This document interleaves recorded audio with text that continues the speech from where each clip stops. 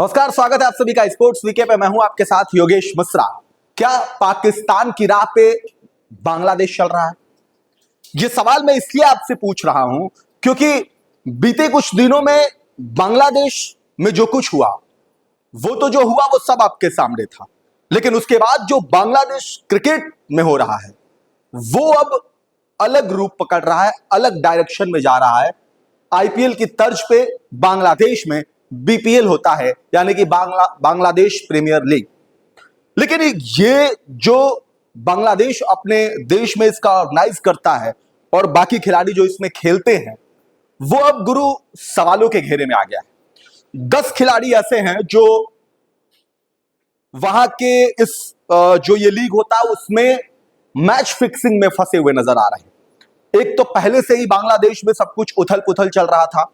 बांग्लादेश में जो सियासत को लेकर के जो कुछ भी हुआ, पीएम के घर को, हाउस को जाकर के जिस तरीके से तोड़ा गया, उन्हें देश छोड़ने पे मजबूर होना पड़ा, सब कुछ हुआ, हम सबने देखा।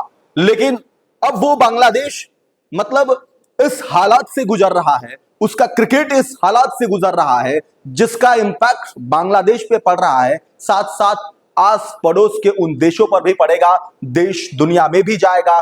आईसीसी को भी इसके बारे में सोचना पड़ेगा। 10 खिलाड़ी, उन खिलाड़ियों में से ऐसे खिलाड़ी जो इंटरनेशनल मुकाबले खेल चुके हैं। देखिए, बीपीएल तक सीमित हैं, कुछ वो खिलाड़ी जो लोकल लेवल के हैं गुरु माना जा सकता है, बट वैसे खिलाड़ी जो इंटरनेशनल खेल चुके हैं वो भी इसमें हैं।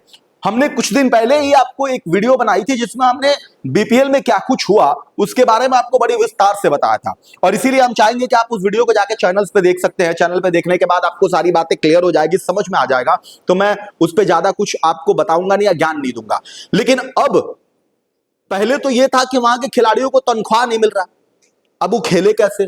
तो भाई जब तनख्वाह नहीं मिलेगा, पैसे नहीं मिलेगा, तो वो वही काम करेगा जो कर सकता है, जो मिल सकता है, जहां से जो रास्ते पकड़ सकता है। यहां तक ठीक था। अब तो जो खबर आई है वो तो मतलब आप सोच से आपके परे होगी कि वहां के बस ड्राइवर को भी पैसा नहीं मिल रहा है जो किट और खिलाड़ियों को लेके जाता है। और उसने जो काम किया है, जो बात कही है, सुनने के बाद आपके पैरों तले जमीन खिसक जाएगी। क्या कहा है अब सुनिए, वो आपको हम बताते हैं। दरअसल एक रिपोर्ट के अनुसार बीते रविवार दरबार राजशाही टीम के बस ड्राइवर ने खिलाड़ियों की किट्स को बस में ही बंद कर दिया। हालत इतनी खराब हो चुकी है कि टीम में खेलने वाले बांग्लादेशी और विदेशी खिलाड़ियों की किट्स के अलावा पर्सनल सामान भी बस में ही बंद है। बस ड्राइवर ने साफ कर दिया कि जब तक उससे तनख्वाह नहीं मिलती तब तक वो किसी का सामान नहीं लौटाएगा।